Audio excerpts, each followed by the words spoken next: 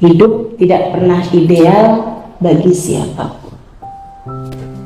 Bahkan Nabi Muhammad pun hidup tidak ideal baginya. Kamu mau berharap jadi siapa? Bagaimana mungkin kita dengan segala kekurangan-kekurangan kita berharap semua orang baik semua sama kita? Mustahil. Itu katanya Imam Syafi'i, ridwan nas ghayah la tudrak. Dicintai semua orang adalah cita-cita yang tidak mungkin tercapai. Maka berhentilah memusingkan tingkah orang kepadamu. Berhentilah memikirkan pandangan orang kepadamu. Berhentilah untuk cari muka kepada orang lain. Berhentilah untuk membuat image baik kepada siapapun. Kamu hanya perlu melakukan yang terbaik. Kamu hanya perlu melakukan yang terbaik dalam perjalananmu menuju Allah dan berusaha berbuat baik kepada semua hamba Allah Subhanahu wa ta'ala. Saudara sekalian yang saya muliakan, jangan sampai kamu kehilangan syukur hanya karena melihat kenikmatan orang lain lebih darimu. Sesedikit apapun yang diberi Allah padamu, sesedikit apapun rezekimu cukup untuk membiayai hidupmu. Tapi sebanyak apapun rezeki yang Allah kasih kepadamu nggak cukup kalau untuk membiayai gaya hidupmu. Jadi kalau hidup kepengen enak, kepengen tenang, jangan kebanyakan gaya. Udah, biasa-biasa aja. Kamu tahu juga bukan Ratu Elizabeth. Biasa aja lah teman-teman sekalian. Gak usah sampai segala pinjol gitu kan. Akhirnya bikin repot nih. Yang seukuran aja sama harta yang kita punya gitu kan. Disesuaikan, ya jangan juga kamu punya baju banyak-banyak yang dipakai yang robek-robek mulu, jangan. Poin pertama, kamu nggak boleh nyerah. Kenapa? Karena memang hidup tak pernah ideal buat siapapun.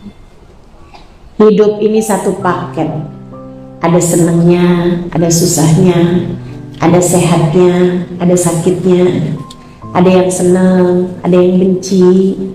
Begitu kan? Ada dikaruniai, ada diambil orang-orang yang tercinta di sisi kita.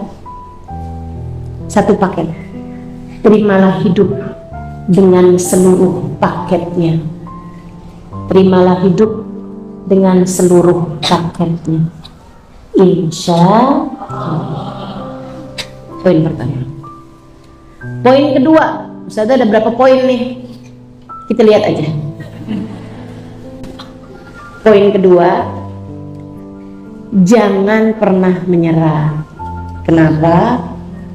Karena hidup ada pengendalinya. Karena hidup ada pengendalinya. Kamu tidak pernah diminta untuk mengendalikan apapun. Maka kenapa menyerah? Kamu tidak diminta untuk melakukan sesuatu di luar batas kemampuanmu kok. Kalau kamu ngerasa, tapi saya nggak sanggup, itu jawabannya siapa suruh? Siapa suruh kamu ngerjainnya gitu? Misalnya gitu ya, tiba-tiba ada anak kita gitu bilang, Mama saya nggak sanggup nih Ma, ngapain? Saya sikat genteng. Ngapain? Ngapain kamu sikat genteng nak? Kalau ada yang kamu perlu sikat adalah gigimu sendiri. Ngapain genteng kamu sikat? Orang tuh nggak kuat itu karena dia sok-sokan mengendalikan sesuatu yang berada di luar pengendaliannya. Jangan coba-coba lakukan. Ustazah, saya nggak kuat Ustazah. Suami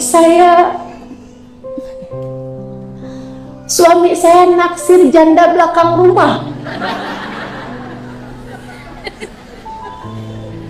Saya nggak kuat Ustazah. Kamu nggak kuat? Kenapa gitu? Kamu berusaha mengendalikan hati suamimu. Jangankan mengendalikan hati suamimu, hatimu sendiri kamu seringkali tidak mampu mengendalikannya. Padahal kamu tidak diminta untuk mengendalikan hati siapapun selain hatimu sendiri. Betapa seringnya rasa hatimu tidak mampu kamu kendalikan, betul? Karena mengendalikan rasa hati sendiri aja nggak bisa. Gimana kamu mau sok-sokan, mau belagu, mau sombong untuk mengendalikan hati orang lain? Ya nggak kuat lah kamu. Teman-teman saudaraku sekalian yang saya muliakan, jadi inget-inget nih, hidup ada pengendalinya. Nggak usah kendalikan apapun, biarkan semuanya mengalir. Teman-teman saudaraku sekalian, biarkan semuanya mengalir. Kamu hanya perlu melaksanakan perintah-perintah yang dia lakukan kepadamu, kemudian tenanglah. Kemudian tenanglah. Kerjain aja perintahnya apa, kemudian tenang. Tenang. Kenapa bisa tenang? Dengan kamu berpikir ada yang sudah mengendalikan. Saya sering naik pesawat terbang. Ya iyalah, masa mau ke Bali saya naik andong-andong. Mungkin. Teman-teman saya sekalian, saya sering naik pesawat terbang. Dan saya itu mudah tidur di pesawat terbang. Kayaknya tuh kalau lagi pesawat lagi mau terbang tuh, awal-awal terbang tuh, lagi apa tuh namanya, take off itu ya. Saya ngerasanya kayak lagi di timang-timang gitu, kayak lagi diindung-indung gitu ya, ngantuk banget, tidur gitu saya. Saya liatin yang kayak saya juga nggak sedikit, ada banyak temen saya tuh malah pesawat masih mendarat nih, masih di bawah, udah tidur aja dia. Jadi sekalian, tenang, kita bisa tidur di atas pesawat. Kenapa? Karena kita tahu pesawat ada pilotnya. Saya yakin saya 100%. Kalau misalnya baru terbang gitu dikit, terus tiba-tiba ada pramugarinya yang kasih pengumuman. Maaf, saya mau bertanya kepada penumpang semuanya, adakah di sini yang bisa nyetir pesawat? Karena ternyata pilotnya pingsan. Itu saya yakin yang lagi tidur kayak gimana pun bangun pasti nggak tenang. Pasti bangun semua tuh, khawatir semuanya. Saya yakin tuh semua orang-orang udah langsung berdoa dengan kepercayaan masing-masing. Yang orang Islam yang la ilaha illallah, la ilaha illallah, la ilaha illallah, astagfirullah, astagfirullah, astagfirullah, udah pasti tuh. Allah, ya Allah, sambil mikir gitu kan, ya ampun, ini punya salah apa nih sama suami. Anak-anak kalau saya meninggal dunia gimana gitu, kita langsung nggak tenang. Kalau kita tahu bahwa pesawat itu tidak ada pilotnya. Teman-teman saya sekalian, segitunya kita kok naik pesawat bisa tenang, padahal kita nggak kenal sama pilotnya. Ada nggak di sini yang kalau mau naik pesawat kenalan dulu sama pilotnya? Ya yakin, setakut-takutnya kamu naik pesawat nggak ada yang kayak begitu. Tunggu dulu ya, saya mau pelajarin dulu, Mbak, ini pesawatnya nih, pilotnya siapa nih yang nyetir? Dia sekolahnya udah sampai apa nih gitu. Nggak ada kayak begitu. Rekam jejak pilotnya kayak gimana nih? Nggak ada. Teman-teman sekalian, kita begitu tenang naik pesawat, sampai bisa tidur di dalam pesawat, karena kita yakin bahwa ada pilotnya. Kita yakin pilotnya ngerti sekolah, bukan pilot gadungan, bukan masinis, bukan supir truk. Kita tahu tuh. Karenanya kita tenang, teman-teman saudara sekalian. Itu Itu harus kamu praktekkan dalam kehidupanmu di atas muka bumi ini. Yang tenang. Hidup ini ada pengendalinya.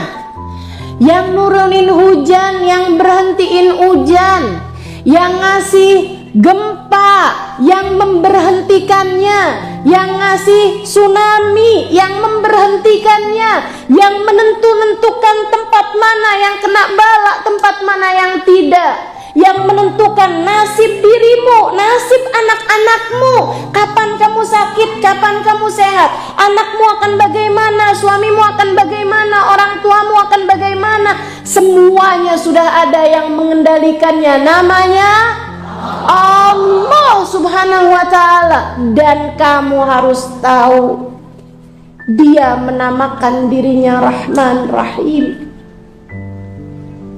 Dia mengatakan Bismillahirrahmanirrahim.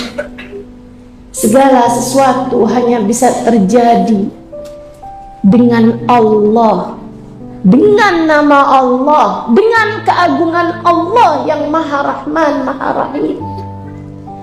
Dia telah mengatakan innama amruhu idza arada syai'an ay yaqula lahu kun fayakun. Sungguhnya urusan Dia adalah apabila menghendaki sesuatu terjadi, Dia hanya perlu berkata jadilah, maka jadilah sesuatu tersebut. Saudara sekalian, Dia telah mengatakan fa'alun lima yurid. Allah lah yang menghendaki segala sesuatu yang terjadi. Dialah yang mengatakan Masya Allahu kan wa ma lam yasha lam yakun. Apapun yang Allah kehendaki terjadi maka terjadi, apapun yang tidak terjadi adalah karena Allah tidak menghendaki. Maka tenangkan dirimu. Kamu hanya perlu untuk mendengarkan instruksi dari pramugari. Disuruhnya kita tegakkan tegakkan sandaran kursi, ikatkanlah sabuk pengaman, kan gitu ya? Ya kamu kerjain aja. Jadi dalam segala keadaan yang tenang, kerjakan aturan-aturan Allah.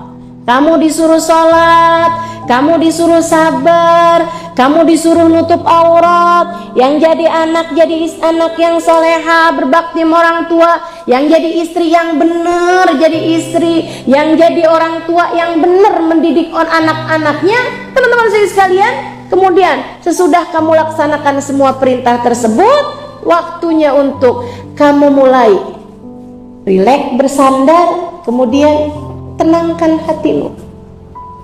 Palingan habis itu ketiduran. Kayak saya naik pesawat maksudnya kan. Nah tuh kan enak tuh teman-teman saya sekalian. Jadi nggak ada ceritanya kamu sampai hampir menyerah, karena kamu tahu hidup ada pengendalinya. Gak usah ikut-ikutan ngatur sesuatu yang tidak ada dalam kendalimu. Biarkan. Ada banyak urusan yang kamu hanya perlu menghadapinya dengan satu kata, gak apa-apa. Allah memang menghendakinya begini. Dan itu aja. Gimana nih? Lampunya mati. Ya udah gak apa-apa. Allah menghendakinya begitu. Kan begitu. Apapun aja yang terjadi ya udah. Ingat sekali lagi, hidup memang tidak pernah ideal bagi siapapun. Jangan pernah coba-coba mengendalikan sesuatu yang di luar batas kemampuanmu. Termasuk urusan hati suamimu, termasuk urusan nilai sekolah anak-anakmu. Ayo Bu, saya nggak mau kamu susah, saya nggak mau kamu sedih. Nilai anak-anakmu bukan jaminan keberhasilan dia di masa depan. Nilai anak-anakmu bahkan bukan jaminan kebahagiaan dia di masa depan. Kamu silahkan memastikan kamu harus bagus nilainya nak.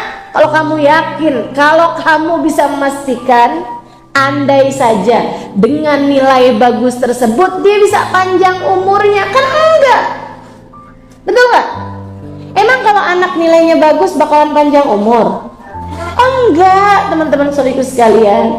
Jadi nih, kalau nilai anak-anak kamu itu kecil misalnya gitu, ya udah sih Bu, nggak usah maksain sampai sebegitunya, marah sampai sebegitunya, bilang sama anaknya, kamu nak nilainya kayak begini, jangan pernah anggap mama sebagai ibu kamu lagi. Sure. Kamu jangan pernah panggil mama dengan mama lagi. Habis itu pas ketemu sama mamanya dipanggil namanya.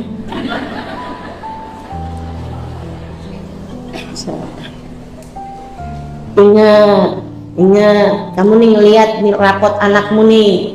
Semuanya ada yang bagus-bagus 9, 8, 7, ada yang 5, 1. Kamu segitunya marah-marah nggak inget apa rapot kamu dulu? Gaya aja. Oh, udah biasa aja. Begitu melihat rapot anaknya kan, alhamdulillah nak, bagus rapotnya. Apaan mah ada merahnya 5, 1. 1 doang, mama dulu 5. Hidup yang santai aja. Yang santai aja. Anak-anak kamu tuh juga sama Allah udah dikasih paket. 1 paket. Anak tuh biasanya anak yang pinter males, biasanya anak yang rajin nggak pinter, kan begitu ya? Nah itu udah paket-paketannya tuh. Kita terima anak-anak kita dengan segala paket-paketannya masing-masing. Kamu hanya perlu ngajarin, selebihnya ya udah aja. Anak tuh teman-teman saya sekalian, saya sih ya, jangankan anak saya sendiri, saya memang belum dikasih anak ngomong, tapi jangankan misalnya gitu terhadap anak sendiri gitu ya, sama anak orang aja saya ngeliatnya lucu semua. Guru saya juga gitu tuh. Babah tuh satu waktu cerita sama saya, ya Allah 5 anak saya nih yang ini hiburan banget dah. Anaknya masih kecil waktu itu, ada 1 anaknya laki-laki masih kecil. Hiburan banget kata beliau. Saya bilang gimana Babah? Dia itu dari kemarinan itu ngafalin surat Al-Kafirun nggak hafal-hafal. Ini anak Sayyidil Habib Umar bin Hafid ya, seorang ulama besar. Nah beliau memang masih kecil, si anaknya itu waktu itu masih kecil. Akhirnya terus satu hari saya bilang sama dia gitu kan, hafalin lagi nanti kamu bisa hafal kok. Ini susah banget nih mah kata anaknya nih kan. Enggak, coba kamu hafalin lagi, kamu hafalin nanti lama-lama kamu hafal. Tadi malam Halimah, kata Babah, tadi malam dia bilang sama saya, Umi saya udah hafal surat Al-Kafirun. Iya ayo coba baca. Umi mau dengerin? Iya ayo Umi dengerin gitu kan. Terus dia bilang gini, A'udzubillahi minasyaitonirrajim. Qul ya ayyuhal kafirun la a'budu ma ta'budun wala antum a'biduna ma a'budu wala ana a'budu ma abattum wala antum a'biduna ma a'bud lakum dinukum waliyadin. Terus saya bilang, iya nak alhamdulillah kamu udah hafal, tapi Umi bukan orang kafir. Kenapa yang pas kafirun semuanya nunjuknya ke Umi? Insyaallah. Yalah anak tuh dibuat lucu aja udah. Jadi sekalian biar banyak senyummu, biar banyak indahmu di atas muka bumi ini. Yuk yang pada dikasih anak, ngelihatnya sebagai sebuah hadiah indah yang Allah berikan dalam kehidupan. Mereka melengkapi keadaanmu, mereka menjadikan indah hari-harimu. Nggak usah berharap anak jadi seseorang yang ideal, teman-teman saya sekalian. Kamu pun tidak. Jangan berharap anakmu menjadi seorang anak yang ideal. Kamu pun juga bukan ibu yang ideal, bukan? Maka mengalirlah wajar. Pahamilah bahwasanya alam semesta ini sudah ada pengendalinya, udah ada yang ngatur. Wa qaddarallahu lahu taqdira. Allah udah punya takarannya, udah diukur masing-masingnya, semuanya udah dikasih jatah sama Allah Subhanahu wa taala. Udah ada jatahnya masing-masing. Belajarlah buat menerima apapun yang Allah Subhanahu wa taala sudah tetapkan, sebab dialah pengendalinya. Capek kamu kalau segala-gala kamu usahakan untuk tidak sesuai dengan kodratnya.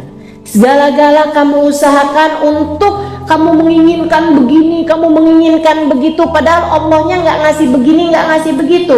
Capek hidup kamu itu. Kamu kalau mau hidupnya capek, nggak apa-apa loh teman-teman. Kamu capek tuh buat tahajud, kamu capek buat belajar, kamu capek baca Quran, kamu capek baca sholawatan gitu kan. Capek nih, kenapa?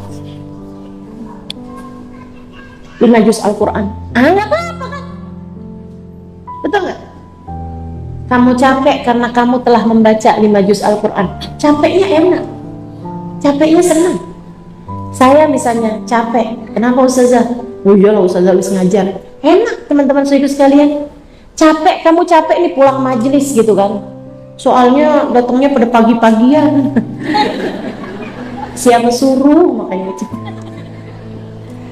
Saudara sekalian, nih ya, kamu capek pulang majelis, capeknya masih enak. Saudara sekalian. Tapi kalau kamu capek memikirkan sesuatu hal yang tidak bisa kamu kendalikan, capeknya nggak enak. Kamu nih kepengen suami jangan sampai berbagi hati dengan perempuan yang lain, kemudian kamu usaha suami saya jangan sampai naksir perempuan yang lebih cantik gitu kan. Suami saya jangan sampai naksir perempuan hanya disebabkan karena saya tidak cantik. Jadi kamu usaha, kamu ngaca, ini mana nih yang perlu diperbaiki. Capek bener hidup kamu. Terus kamu mau apain? Hidung dioperasi, mata dioperasi, bibir disulam, tarik benang. Ya Allah, itu ya kurang obras. Abis ini tuh, ya Allah, itu muka apa kain? Astagfirullah, astagfirullah. Innalillahi wa inna ilaihi raji'un. Capek sekali kalau kamu mau buat kayak begitu gitu. Habis dioperasi jangankan suaminya, dia sendiri nggak kenal.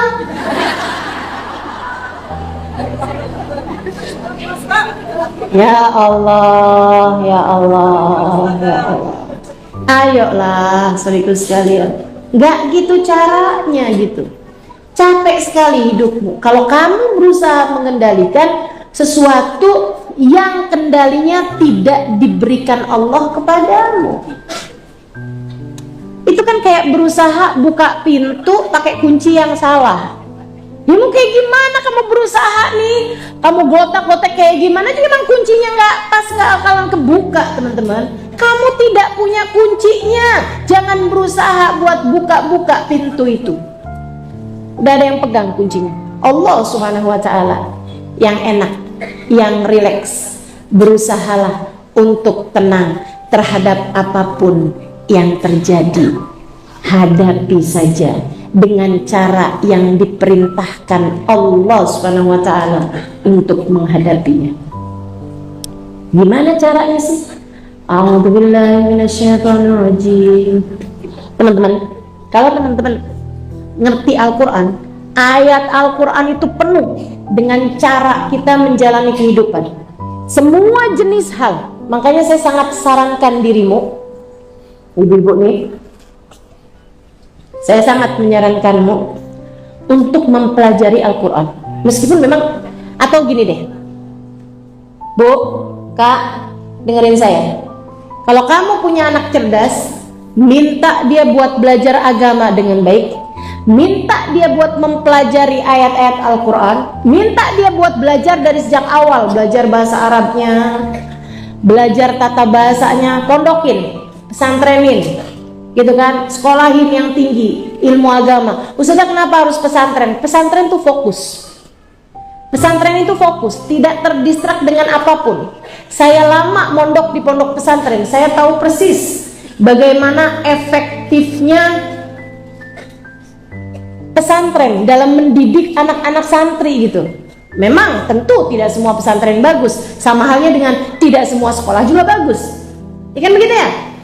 Akan tetapi tidak ada yang lebih bisa untuk mendidik dengan ilmu agama yang baik lebih daripada pesantren, selama yang dari sepengalaman saya sekolah di pondok-pondok pesantren. Teman-teman sekalian, kenapa gitu? Karena sayang-sayang. Saya kalau baca Quran gitu, saya bukan yang paham semua isi Al-Quran, tapi insya Allah saya banyak ngerti Al-Quran. Saya belajar lama teman-teman, 12 tahun saya berada di pondok pesantren. Untuk kemudian sampai sekarang juga saya masih terus belajar. Saya kalau baca Quran gitu, ya Allah seneng banget, saya ngerti artinya, seneng banget. Itu salah satu kenikmatan tertinggi yang Allah SWT berikan dalam hidup saya, selain nikmat iman Islam dan nikmat dikasih guru-guru yang soleh-soleh. Nikmat ngerti bahasa Al-Quran. Caramu menjalankan hidup tuh semuanya ada tuh di situ. Ada di dalam Al-Quran. Saya tidak hafal Quran, tapi saya banyak, insya Allah banyak mengerti makna Al-Quran karena saya mempelajarinya. Teman-teman sekalian yang saya muliakan, contoh misalnya gitu ya, gimana caranya nih ngadepin kehidupan, ngadepin kalau lagi dikasih susah apa segala macam, udah ada caranya. Allah SWT, a'udzubillahi minasyaitonirrajim, walanabluwannakum bisyai'im minal khawfi wal ju' wa naqsin minal amwali wal anfusi wat thamarat fabasyiris sabirin. Itu kata Allah, kalian sebagai umat manusia pasti akan kami uji. Pasti, itu pakai lam taukid, pakai nun taukid bertasdid, itu double 3 tuh teman-teman. Taukidnya, taukid itu menguatkan. Jadi artinya nih gini, sesungguhnya pasti benar-benar. Oh, sesungguhnya pasti benar-benar. Benar-benar apa ya Allah? Pasti apa ya Allah? Sesungguhnya kami pasti akan menguji, pasti. Jadi yang namanya hidup memang tidak akan pernah bebas dari ujian. Tapi Allah bilang bisyai, sesuatu yang sedikit. Kami pasti akan menguji, tapi syai, sesuatunya sedikit. Dalam ayat lain Allah tegaskan, la yukallifullahu nafsan. Allah tidak akan memberi ujian di luar batas kemampuanmu. Kalau ada orang gak kuat, bukan karena ujiannya di luar batas kemampuan, tapi dia ngerjain soalnya gak bener. Ujiannya sendiri itu udah pasti sanggup dijawab, sanggup dikerjakan sama semua orang. Akan tetapi ada orang-orang dikasih soal ujian, bukannya dikerjain malah dirobek-robek atau dibakar, ya dikeluarin dari sekolah. Itu loh sekalian. Jadi itu ujiannya sendiri udah pasti, orang semuanya sanggup kerjainnya, orang semuanya sanggup. Saudara yang bunuh diri, bukan karena ujiannya kegedean, bukan, tapi karena dia salah dalam menjawab pertanyaan-pertanyaan yang diujikan. Bukan ujiannya yang berat, kamunya yang tidak mengerti cara menjalaninya dengan cara yang tepat. Walanabluwannakum bisyai. Jadi ujiannya tuh syai, sesuatu yang sedikit. Minal khauf, kecemasan, ketakutan, kekhawatiran. Walju, lapar, miskin, tertipu, dicurangi orang, dijahatin orang. Wanaksin minal amwal, dikurangin hartanya, dikurangin hasil panennya, dikurangin hasil nelayannya, dikurangin keuntungannya, dibuat bangkrut usahanya. Wathamarat, hasil buah-buahannya berkurang,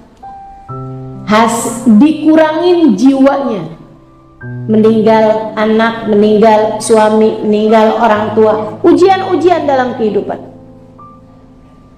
Babasyiris, Berikanlah kabar gembira buat hamba-hamba yang mampu bersabar. Siapa dia ya Allah? Yang sabar tuh yang kayak gimana ya Allah? Alladzina idza asabathum musibah qalu inna lillahi wa inna ilaihi raji'un.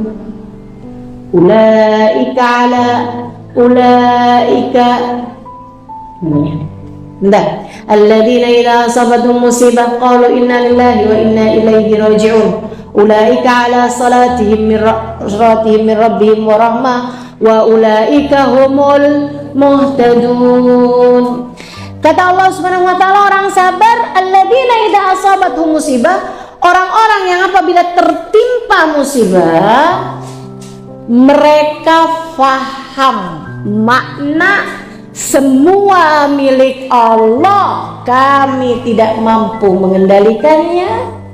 Semua punyanya Allah, maka kendali semuanya hanya pada Allah. Wa inna ilaihi raji'un, dan semua yang milik Allah hanya akan kembali kepada Allah. Uang semuanya punyanya Allah, sekarang diambil balik sama Allah. Anak semua punyanya Allah, ada yang diambil balik sama Allah. Suami kita punyanya Allah, lagi diambil balik sama Allah. Orang tua kita punyanya Allah, dan diambil sama Allah. Harta kita punyanya Allah, tanah kita punyanya Allah, kena longsor misalnya, kembalikan kembali kepada pemiliknya. Innalillah, dia faham bahwa segalanya punyanya Allah. Dalam kendali Allah, kita tidak memiliki kendali atas hal tersebut. Merekalah orang-orang yang sabar, faham bahwa kita tidak memiliki apapun, pemilik sejatinya adalah Allah. Kita tidak mampu mengendalikan apapun, pengendali sesungguhnya hanyalah Allah. Teman-teman, kita bahkan tidak bisa mengendalikan satu rambut kita yang hendak beruban. Kita bahkan tidak bisa mempertahankan satu gigi kita yang harus tanggal. Kita tidak bisa mengembalikan 1 jam kehidupan orang yang kita cintai untuk tetap berada bersama kita. Sebab innalillah, semuanya memang hanya milik Allah. Semua hanya milik Allah. Maka jangan coba-coba ikut campur kepada kepemilikan Allah, termasuk hati suamimu, termasuk hati anak-anakmu. Jadi teman-teman saudaraku sekalian, kamu lakukan aja yang terbaik. Selebihnya biarkan Allah Subhanahu wa taala dengan urusannya mengendalikan sesuatu untukmu. Enak tuh, enak kalau udah kayak gitu. Anakmu sakit, kamu paham anakmu punyanya Allah, badan anakmu punyanya Allah. Jangan sok-sokan, ya Allah, kenapa anak saya dikasih kayak begini ya Allah, saya sayang sama dia ya Allah. Kata Allah, saya lebih sayang kepada anakmu daripada kamu. Saya tahu apa yang harus saya lakukan. Jangan sok-sokan. Ibu-ibu saudaraku sekalian yang saya muliakan, bukankah kamu gak suka kalau anakmu ada yang berusaha mengendalikannya? Betul gak? Kamu bilang, kenapa kok anak saya ini kamu cubit? Ya soalnya dia kayak begini, jadi saya pikir nih yang paling bagus nih dicubit. Oh gak bisa, ini anak saya, kamu jangan apa-apain anak saya. Ibu-ibu saudaraku sekalian, anakmu miliknya Allah. Gak usah sok-sokan berusaha untuk menjaga anakmu, berusaha untuk menjadikan anakmu begini begitu segala macam. Gak usah. Suamimu miliknya Allah. Gak usah sok-sokan berusaha untuk jadi bodyguard buat suamimu. Gak usah pakai segala pasang GPS di HP suamimu.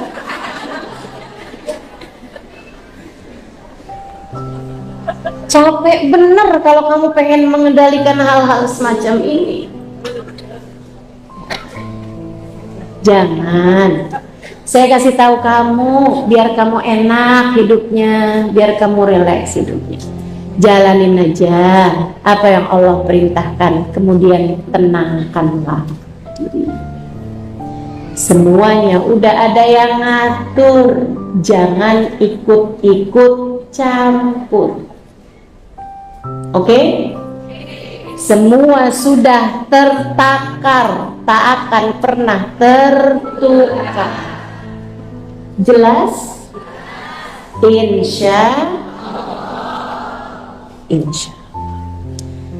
Teman-teman sekalian, yang ketiga, poin ketiga nih. Poin pertama apa tadi? Jangan sampai saya masuk poin ketiga, poin pertama kedua lupa. Poin pertama, hidup tak pernah ideal bagi siapapun. Poin kedua, hidup sudah ada pengendalinya. Jangan coba-coba untuk mengendalikan sesuatu di luar kendali. Maksudnya hal-hal yang kamu nggak diminta mengendalikan, nggak usah ikut-ikutan kendalikan. Udah ada yang ngatur kok, tenang aja, tenang aja. Yang ketiga, kamu harus paham satu hal. Poin ketiga ya. Yang Allah tetapkan untuk kita adalah yang terbaik. Karenanya ucapkanlah alhamdulillah ala kulli hal. Terima kasih ya Allah atas keadaan apapun yang Engkau tempatkan aku di sana. Apapun yang Allah tetapkan adalah yang terbaik. Ustazah, yang terbaik apanya? Saya dikasih miskin terus Ustazah. Karena Allah tahu kamu kalau kaya jadinya nggak bener. Karena Allah tahu kamu kalau kaya akan ada banyak dosa-dosa yang mungkin kamu lakukan. Karena Allah menginginkanmu menjadi seseorang dengan hisab yang ringan di akhirat, maka Allah miskinkan dirimu itu. Tapi ada teman saya dikasih kaya Ustazah, karena Allah tahu dia mungkin bisa mendermakan hartanya di jalan Allah. Karena Allah tahu dia bisa untuk dermawan. Jadi sekalian, Allah tuh dia yang paling tahu. Kayak kamu aja loh punya anak, kalau kamu pinter, ibu yang pinter, ibu akan mempelajari anak-anaknya. Oh yang ini nih saya ngadepinnya nggak boleh kenceng-kenceng. Oh kalau yang ini nih saya ngadepinnya harus dengan agak kenceng nih. Kalau yang ini harus dengan bercanda, kalau yang ini harus dengan serius. Kamu kan kayak gitu. Kamu pelajari love language anak-anakmu katanya gitu ya. Istilahnya orang zaman sekarang tuh. Bahasa kasihnya setiap anak kan beda. Ada yang dengan kata-kata gitu, diomongin tuh dia seneng gitu kan ya. Ada juga yang dengan sentuhan, pelukin, dipegangin tangannya gitu, disentuh gitu kan, dia seneng gitu. Ada lagi yang dengan dikasih hadiah gitu kan. Teman-teman sekalian, ibu yang baik, ibu yang pintar, mereka akan mempelajari kebutuhan anak-anaknya, memperlakukan anak-anaknya sesuai dengan kebutuhannya masing-masing. Bukan begitu? Dia memberi kepada anaknya sesuai dengan kebutuhannya. Kalau ada anaknya lagi flu minta es krim, dikasih apa enggak? Enggak dikasih. Kalau ibu yang pintar nggak bakalan dikasih. Lagi meler hidungnya nih, gitu ya. Udah lagi flu, bener-bener mama pusing mah, mama sakit mah, mama panas mah. Lagi kayak begitunya, ma minta es krim mah. Mau minta es krim nak? Ya sebentar nenek. Kamu minta es krim yang mana nak? Mama akan belikan. Ya bukan ibu yang baik namanya. Ibu yang baik dia akan bilang, nah bukan saatnya buat makan es krimnya nak ya. Ibu yang baik pula, sesekali dia akan meminumkan pil-pil pahit kepada anaknya. Bukan karena nggak sayang, justru karena sayang. Dia akan bawa anaknya ke dokter. Terus dia bilang, dok, anak saya ini loh dok, sakit kayak begini-gini nih dok, apa yang harus saya lakukan? Bu, kasih obat. Udah dok. Baik bu, minta maaf ya bu ya, saya harus suntik anak ibu, bagaimana? Iya dok, terima kasih dok, suntik deh dok. Disuntiklah anaknya. Anaknya nangis. Teman-teman saya sekalian, anaknya bilang, mama jahat, dokter jahat. Tapi benarkah kamu jahat? Kamu melakukannya justru karena sayang. Kamu melakukannya justru karena cinta. Kamu ingin anakmu sehat. Demikian pula dengan Allah Subhanahu wa ta'ala. Allah ingin kita menjadi hamba yang bahagia dunia hingga akhirat. Allah menginginkan kita menjadi calon-calon penghuni surga. Allah menginginkanmu kelak di akhirat berada dalam rombongan Nabi besar Muhammad. Allah menginginkanmu menjadi orang yang selamat ketika melewati jembatan Sirat. Allah menginginkanmu ketika amalmu ditimbang, kebaikanmu lebih berat daripada dosa-dosamu. Untuk itulah Allah sesekali memberikan dalam hidupmu pil-pil pahit ketika Allah lihat kamu sudah terlampau cinta terhadap dunia. Ketika Allah melihatmu berpaling hati darinya, ketika Allah melihat hatimu mencintai suamimu lebih daripada cintamu kepadanya, Allah pun memberikan pil-pil pahit. Hatimu dipalingkannya dari suamimu. Hati suamimu berpaling darimu. Pil pahit yang Allah berikan, karena Allah lihat kamu sudah terlampau mencintainya. Sehingga sekalian saya muliakan, makanya saya suka sampaikan pada teman-teman saya yang saya sampaikan, jika mereka banyak mengeluh, mengadu tentang rumah tangga misalnya, Ustazah, suami saya bermain hati dengan perempuan yang lain. Saya bilang, ketika hati suamimu berpaling darimu, itu adalah tali yang Allah ulurkan kepadamu untuk menarikmu kembali kepadanya. Kamu sudah terlampau banyak memberikan porsi suamimu lebih daripada yang semestinya. Ayolah,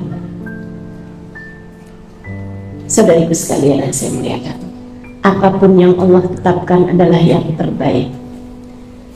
Kamu kalau lagi bilang, ya Allah, kenapa engkau kejam sekali, kenapa takdirmu begitu kejam ya Allah, kenapa harus saya yang diuji seperti ini, kenapa harus saya yang mendapatkan musibah semacam ini, kenapa saya ya Allah. Itu kamu kayak anak kecil disuntik. Kenapa Mama jahat banget sih Ma, bawa saya ke dokter, dia nyuntik saya Ma. Mama kenapa nggak sayang sama saya? Kenapa saya harus disuntik? Kenapa Mama cekokin kepada saya obat-obat pahit Ma? Pahit, Mama nggak tahu rasanya. Apa Mama nggak sayang sama saya? Ibu mau menjawab, nah, Mama melakukannya justru karena cinta. Mama melakukannya justru karena sayang padamu. Teman-teman saudariku sekalian yang saya muliakan, ketika Allah melihat hati kita melupakan akhirat, Allah pun menarikmu kembali dengan ujian-ujian, kekecewaan, rasa sakit. Ketika kamu berpaling dari Allah SWT, tidak berada di jalan yang semestinya, kamu pun diuji. Ustazah, tapi kok ujian saya itu kok sama terus loh dari dulu loh Ustazah. Kenapa saya diuji dengan ujian yang sama terus? Itu artinya kamu nggak lulus-lulus, remedial terus, jadinya diuji sama mulu ya, karena yang itu aja kamu belum selesai jalaninnya. Hati suami berpaling malah dilabrak. Hati suami berpaling malah begini nih, suami saya selingkuh. Oh, dia pikir dia aja yang bisa selingkuh, saya juga. Kamu salah jawab pertanyaannya. Ya akhirnya karena lagi dikasih flu, teman-teman sekalian, bukannya diobatin, bukannya udah diobatin nih, udah dikasih nih, dikasih pil yang pahit, dia malah ngerjainnya nggak bener lagi, dia makan makanan yang nambahin flu, nambahin batuk, akhirnya kemana-mana penyakitnya, dia disuntik lagi, malahan dosisnya tambah lebih. Bukan begitu? Mari belajar untuk itu. Saudara sekalian yang saya muliakan, jadi itu 3 poin itu poin sangat penting untukmu, menjadikanmu tidak akan pernah menyerah. Hidup tak akan pernah ideal buat siapapun. Hidup sudah ada yang mengendalikan. Dan ingat, apapun yang Allah tetapkan adalah yang terbaik bagi. Kamu gak ngerti, tapi Allah ngerti. Kamu gak paham, tapi Allah paham. Andai kamu tahu hikmah di balik segala musibah, di balik segala ketetapan Allah SWT, niscaya air matamu akan habis untuk kamu menangis syukur kepada Allah SWT. Niscaya air matamu akan terus-terusan meleleh karena rindu sekaligus malu kepada Allah SWT. Andai kamu mengerti, maka ibu sekalian belajarlah untuk menjadi hamba yang kenal sama Allah, yang dekat dengan Allah SWT. Terakhir, teman-teman ibu sekalian, dalam berbagai macam ujian dalam kehidupan, satu, kamu harus mengerti cara menghadapinya. Belajar hadir di kajian, dengarkan banyak-banyak kajian, bikin kamu jadi ngerti, bikin kamu jadi paham. Kalau kayak gini nih masalahnya, saya harus kayak gimana nih? Nih kalau ada hal yang seperti ini, saya harus bagaimana menjalaninya?